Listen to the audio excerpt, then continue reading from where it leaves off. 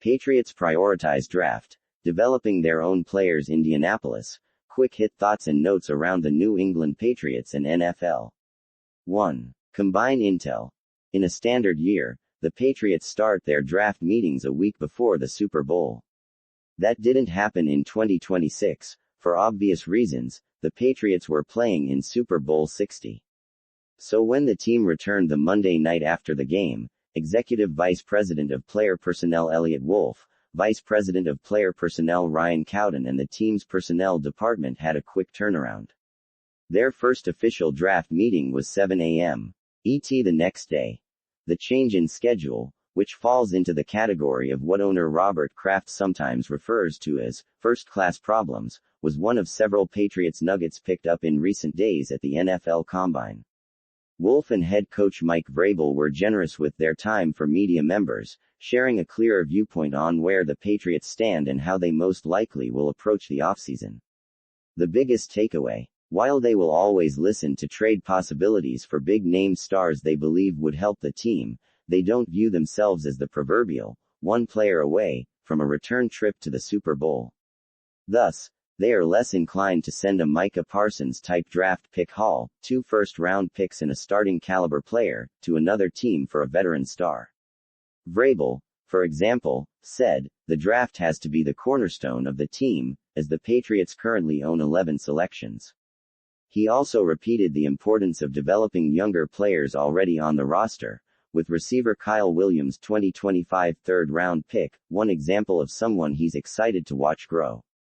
"We have to continue to draft well and develop because that's the only way you can sustain the success we envision," he said. So while the possibility of acquiring the likes of Philadelphia Eagles receiver A.J.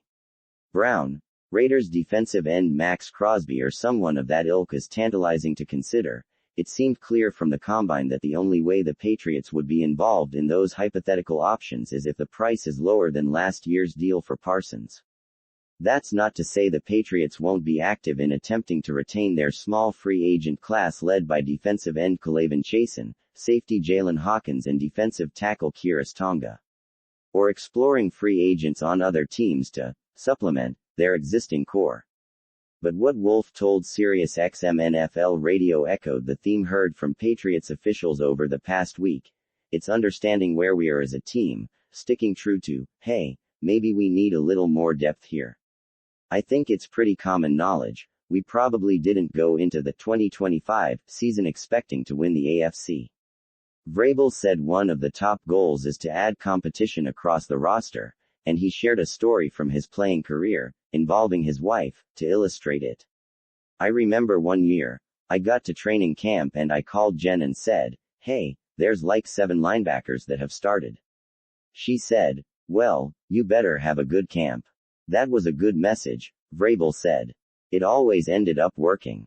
It made everybody better. It got people in the right spots. Guys had roles, and I think that's just a good reminder of what we have to try to do. We have to provide competition at each and every spot, so we don't have complacency and that we're building depth and getting these guys to truly believe that they're preparing like a starter." Hamare Channel co-subscribe